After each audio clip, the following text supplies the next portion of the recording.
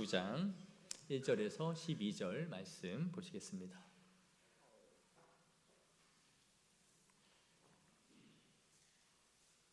9장 1절에서 12절 말씀 다 찾으신 줄 알고 교독하겠습니다. 여호와께서 모세에게 이르시되 바로에게 들어가서 그에게 이르라. 히브리 사람의 하나님 여호와께서 말씀하시기를 내 백성을 보내라. 그들이 나를 섬길 것이니라. 내가 만일 보내기를 거절하고 억지로 잡아두면 여호와의 손이 들에 있는 내 가축 곧 말과 나귀와 낙타와 소와 양에게 더하리니 심한 돌림병이 있을 것이며 여호와가 이스라엘의 가축과 애굽의 가축을 구별하리니 이스라엘 자손에게 속한 것은 하나도 죽지 아니하리라 하셨다 하라 하시고 여호와께서 기한을 정하여 이르시되 여호와가 내일 이 땅에서 이 일을 행하리라 하시더니 이튿날에 여호와께서 이 일을 행하시니 애굽의 모든 가축은 죽었으나 이스라엘 자손의 가축은 하나도 죽지 아니한지라. 바로가 사람을 보내어 본즉 이스라엘의 가축은 하나도 죽지 아니하였더라. 그러나 바로의 마음이 완강하여 백성을 보내지 아니하니라. 여호와께서 모세와 아론에게 이르시되 너희는 화덕의 제 두 움큼을 가지고 모세가 바로의 목전에서 하늘을 향하여 날리라. 그 재가 애굽 온 땅에 티끌이 되어 애굽 온 땅에 사람과 짐승에게 붙어서 악성 종기가 생기리라. 그들이 화덕의 재를 가지고 바로 앞에 서서 모세가 하늘을 향하여 날리니 사람과 짐승에게 붙어 악성 종기가 생기고 요술사들도 악성 종기로 말미암아 모세 앞에 서지 못하니 악성 종기가 요술사들로부터 애굽 모든 사람에게 생겼음이라. 그러나 여호와께서 바로의 마음을 완악하게 하셨으므로 그들의 말을 듣지 아니하였으니 여호와께서 모세에게 말씀하심과 같더라. 아멘. 우리가 지난주에 네 번째 재앙까지 살펴봤습니다. 네 번째 재앙이 뭐였죠? 파리 재앙이었습니다. 우리나라 성경에는 파리라고 번역되어 있지만 수많은 해충들로 우리가 봐야 된다라고 말씀을 드렸어요. 그랬더니 너무 괴로워서 드디어 바로가 이제 가라 그렇게 말했죠. 그런데 조건적이었습니다.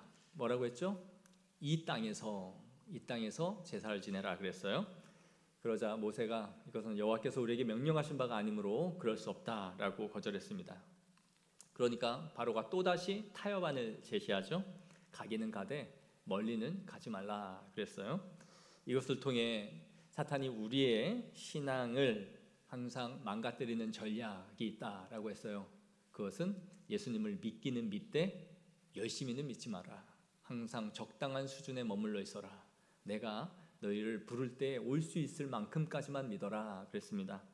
그래서 우리를 적절히 사탄이 통제하고 온전한 헌신을 하지 못하도록 하는 것이 사탄의 목적이다 그랬죠.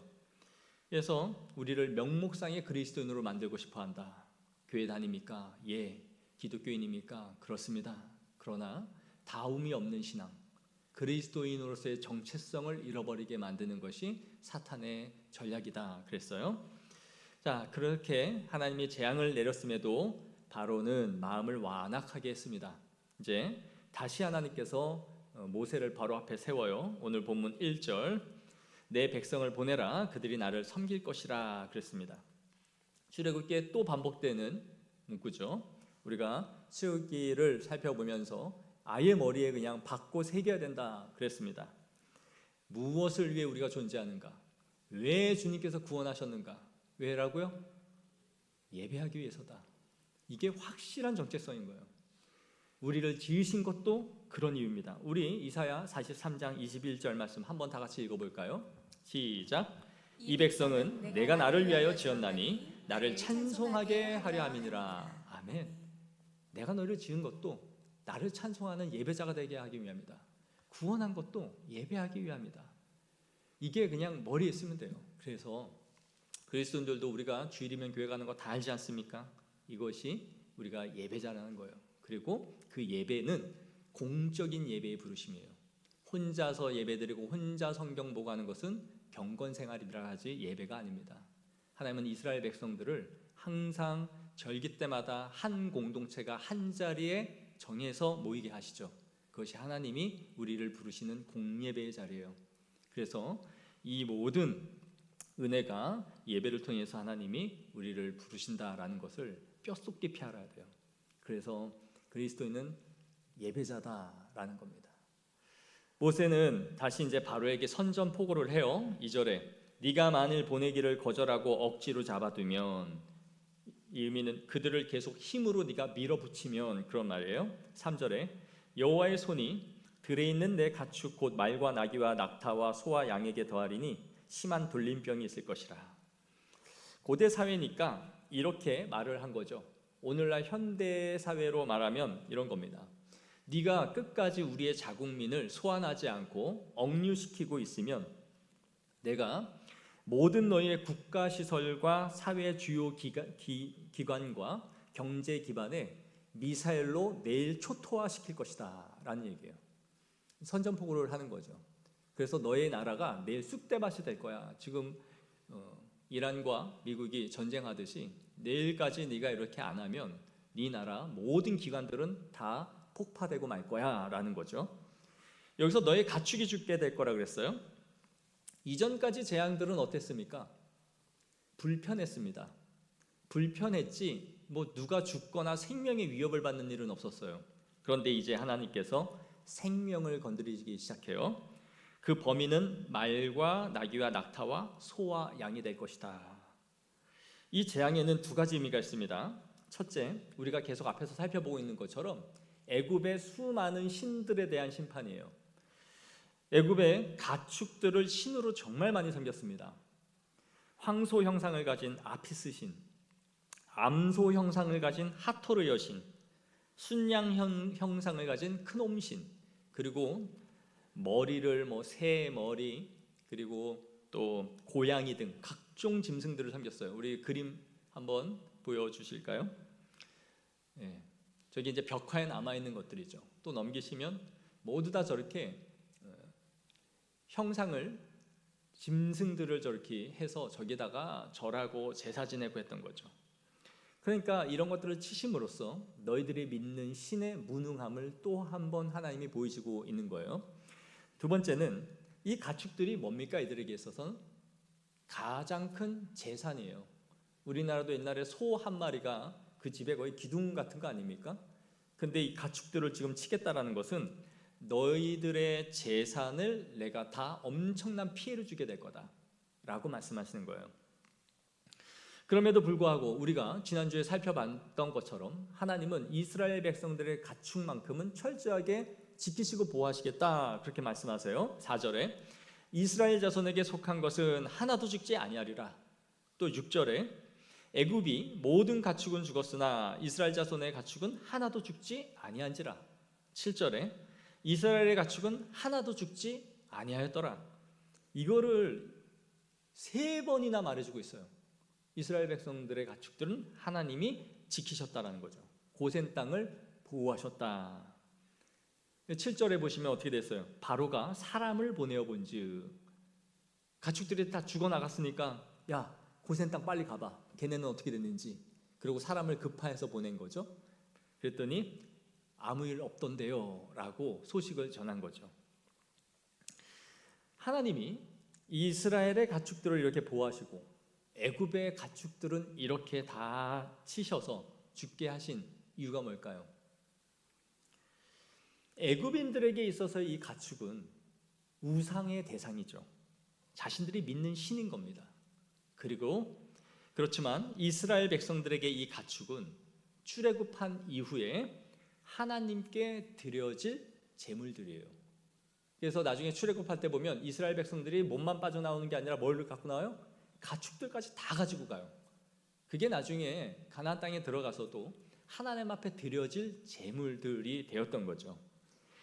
즉 이스라엘의 소유이고 그들의 가산이지만 그것은 하나님께 드려질 것이기에 곧 하나님의 것이었던 거예요. 그러니 하나님은 자신의 소유, 나의 백성, 내 것들을 철저하게 지키고 보호하시고 있다라는 것을 보여주는 거죠. 이것을 보면 누가 무엇을 왜 소유하고 있느냐가 굉장히 중요한 거예요. 누군가는 자신에게 있는 재물이 우상이 됩니다. 자신의 배를 채우고 나의 안녕과 나의 평안을 지키는 것이 자신의 재물이죠. 그들은 오히려 돈이 없었더라면 짓지 않았을 죄를 돈이 있기 때문에 죄를 짓습니다. 그 돈 가지고 나가서 향락을 즐기고 주의를 범하고 놀고 먹고 마시면서 돈이 없었다라면 하지 못했을 일을 돈이 있으니까 그 돈을 가지고 더 많은 죄를 짓는 대로 나아가요. 예전에 우리나라 먹고 살기가 어렵고 힘들 때는 어렵기만 하면 다 어땠습니까? 하나님밖에 의지할 게 없어서 더 많이 기도했어요. 그런데 오늘날 기도하는 성도들이 점점 줄어가지 않습니까? 만민이 기도하는 집이라.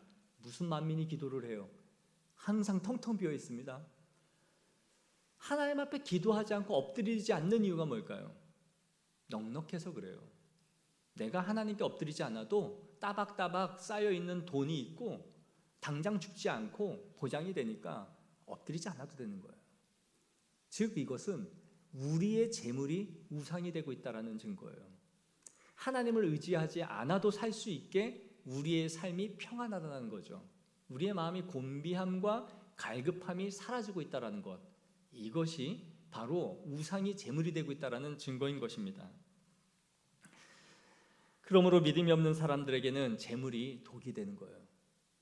하나님이 우리에게 주신 축복의 재물이지만 이 모든 것을 우리가 주를 위하여 사용할 때에 하나님은 우리의 것을 지키십니다.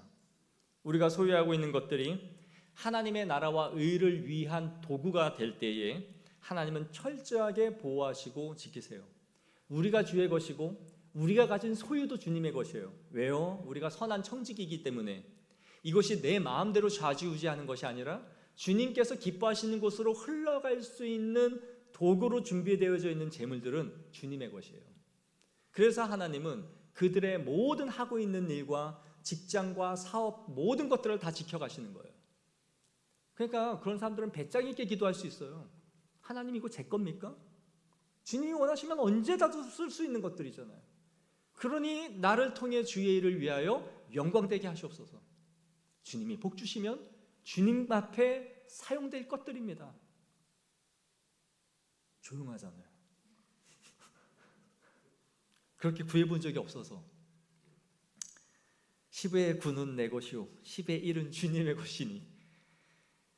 사랑하는 성도 여러분, 우리의 모든 것이 주님으로부터 말미암는 것을 믿으십시오.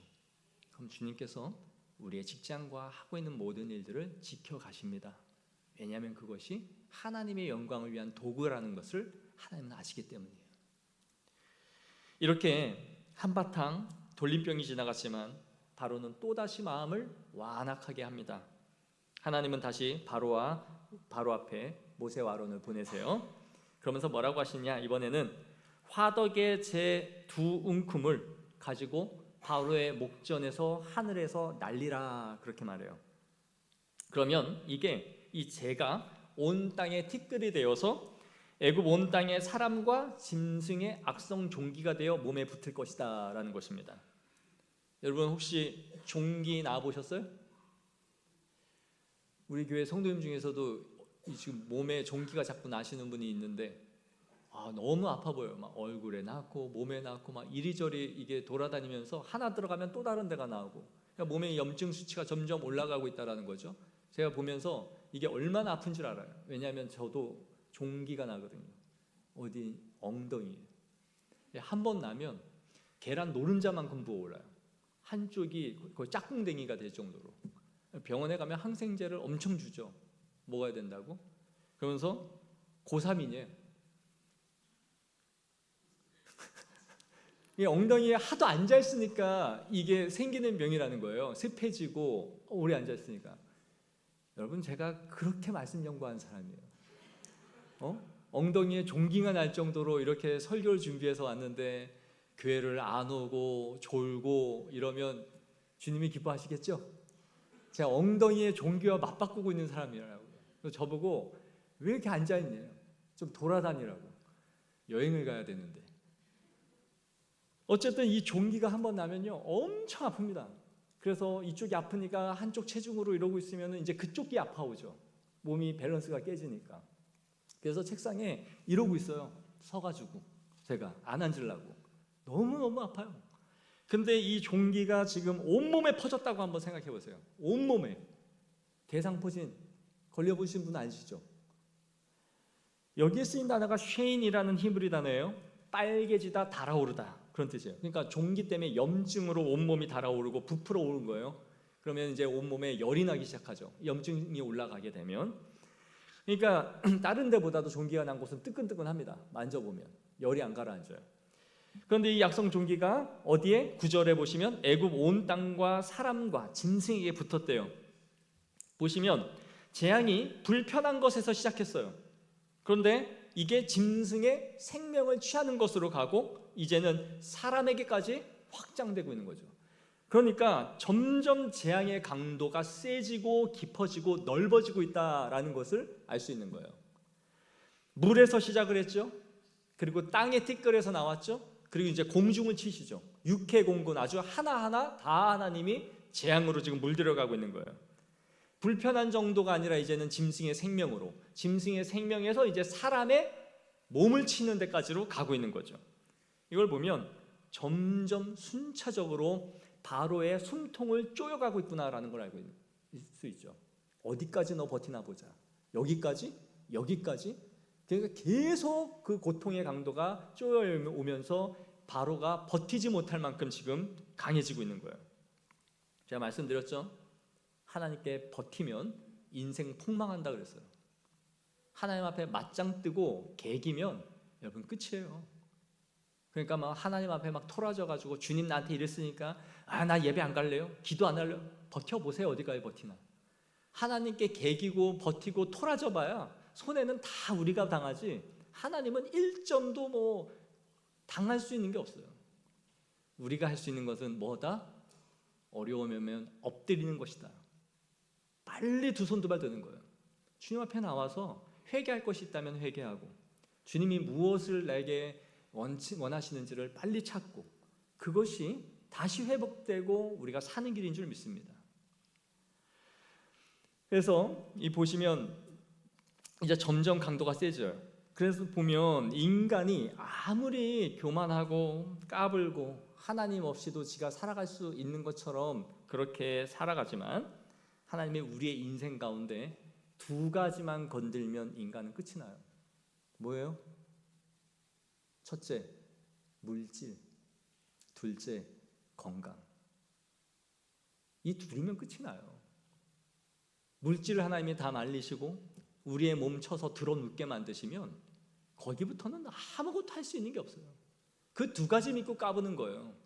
내가 일어나고 맘만 먹으면 움직이고 가고 싶은 데 가고 일하고 싶으면 일할 수 있는 건강이 있어. 그리고 돈 있어. 그거 믿고 까부는 거예요. 근데 하나님이 그 두 가지를 딱밤 두 대, 딱 두 대 때리면 인간은 그냥 올스톱이야. 아무것도 못해요. 근데 그거 믿고 지가 그냥 뭐 살아있는 것처럼 하는 거지. 하나님이 지금 치시잖아요. 하나하나. 하나님은 이 세상에 있는 모든 열방들을 단 하루 만에라도 굴복시킬 수 있는 하나님이십니다. 코로나 보세요. 하나님이 한 번 돌림병을 돌리니까 전 세계가 멈추잖아요. 지금은 뭐 유가가 폭락한다 그러지만 그때는 유가가 바닥을 쳤어요. 누가 뭐 기름을 씁니까? 가지도 않고 무역도 안 되고 주가는 폭락하죠. 사람들 모이지도 못하죠. 여행 멈추죠. 하나님은 단 한 번으로 세상을 몇 년 동안 멈추게 만드시잖아요. 이것이 하나님이에요. 하나님은 자신이 힘이 없어서 존재를 감추고 계신 게 아니에요. 드러내시고자 하시면 얼마든지 자신의 존재를 드러내시고 열방의 주제이심을 나타내시는 분이십니다. 하지만 성도들은 재앙의 강도를 크게 받는 사람들이 아니라 은혜의 강도를 점점 세게 받는 사람들이에요. 이게 성도예요. 하나님의 인도와 보호를 우리의 인생 가운데 풍성히 받아가면서 시온의 대로 위에 서 있는 것이 성도의 삶인 줄 믿습니다. 하나님의 인도를 받는다는 것은 모두 다 고난받고 어려움 받는데 나만 용빼는 재주가 있고 나만 보호받고 나만 잘된다 그런 차원으로만 이해할 수는 없어요.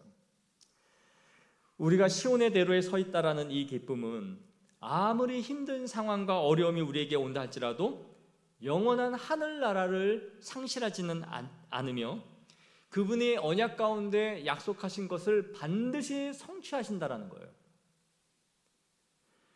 여러분 폭풍과 소나기가 쏟아지면 우리가 그것을 다 피할 수는 없지만 하나님께서 그 폭풍 속에 우리를 떠내려가게 하시는 분은 아니에요. 그리고 반드시 그 세찬 바람 속에서도 주의 백성들을 끝까지 품어서 하늘나라까지 입성시키신다라는 것이 바로 하나님의 인도와 보호함이에요. 우리가 모든 것을 이 세상에 보호받고 하지요. 분명히 하나님은 환난과 어려움 가운데서도 우리를 지키십니다. 그러나 그것이 궁극적인 것은 아니에요. 우리가 같이 어려움을 당하죠. 전쟁이 있고 때로는 돌림병이 있고 우리도 같이 아프고 고통스럽지만 하나님의 영원한 언약에서 이탈하지 않도록 끝까지 이끌어 가신다는 거예요. 우리가 그렇게 생명을 잃어버리고 영원한 유업을 잃어버릴 만큼 하나님이 우리를 두지 않는다라는 겁니다. 이것이 가장 큰 복이에요. 또한 오늘 심판에는 하나님의 숨겨진 복수가 있습니다. 오늘 모세에게 화덕의 제 두 움큼을 하늘에 날리라 그랬어요. 화덕이 뭐 하는 곳이었을까요? 이스라엘 백성들에게. 여기다 뭐 화덕 피자 구워 먹었겠어요? 기왕 불때는 거기다 피자도 오늘 고된 하루 피자로 끝을 내자. 이 화덕이 뭐 하던 곳이었겠어요? 이스라엘 백성들이 고통 속에 벽돌 굽는 곳이었어요. 바로가 짚을 주지 않았잖아요. 그리고 너희한테 벽돌을 구워내라 그랬어요. 이 화덕에다 넣고 구워냈던 거예요. 그런데 하나님께서 지금 화덕에서 재를 가지고 와서 뿌리라고 한 거죠. 이게 무슨 의미입니까? 네가 그 화덕 앞에서 내 백성들 피눈물 나게 했지. 채찍으로 후려치며 고통스럽게 만들면서 네 배를 불렸지. 내가 그 화덕의 재로 너희의 눈에 피눈물이 나게 하고 너희도 동일하게 괴로움을 당하게 하겠다라는 거죠.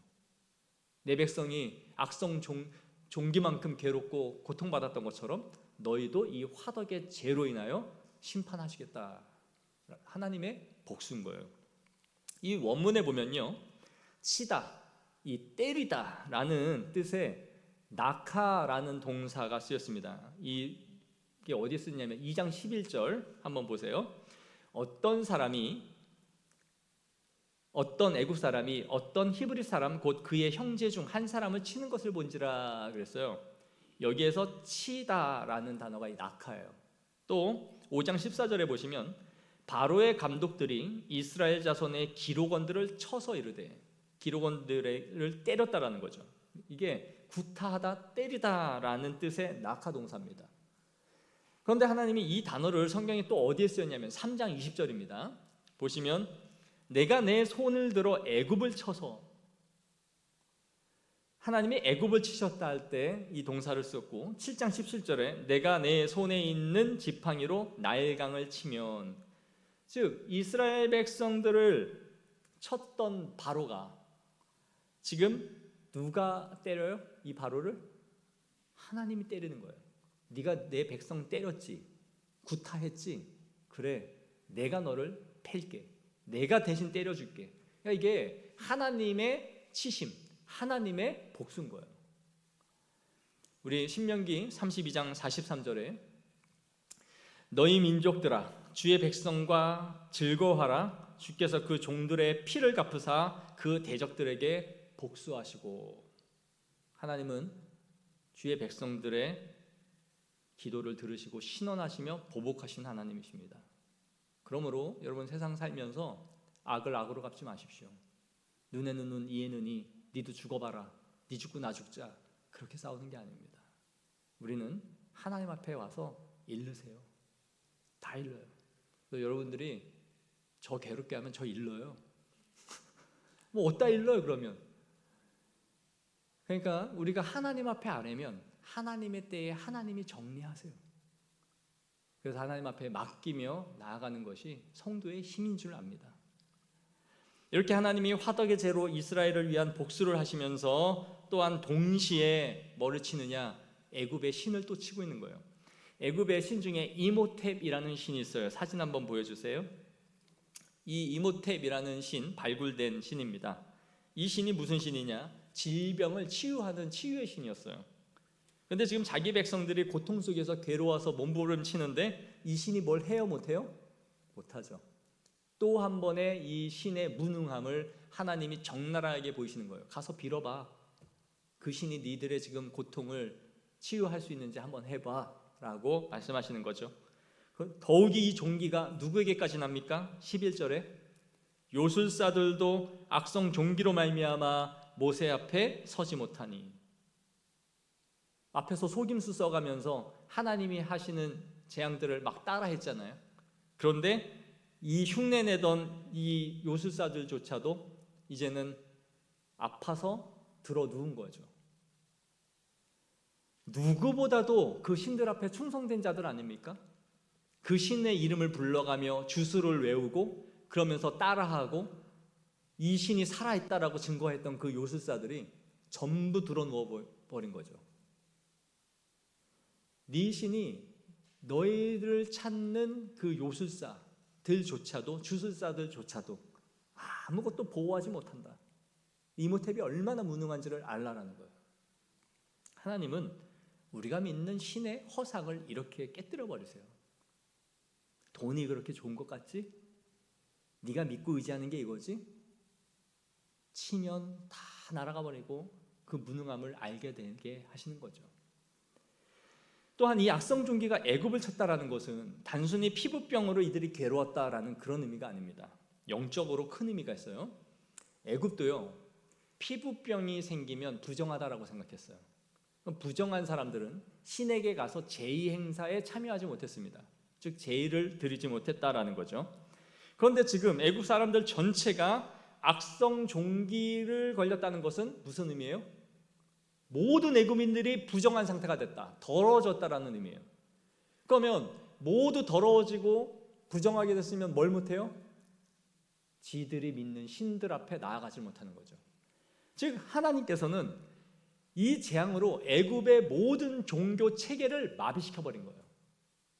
강제로 우상 숭배를 종료시켜버렸다고요.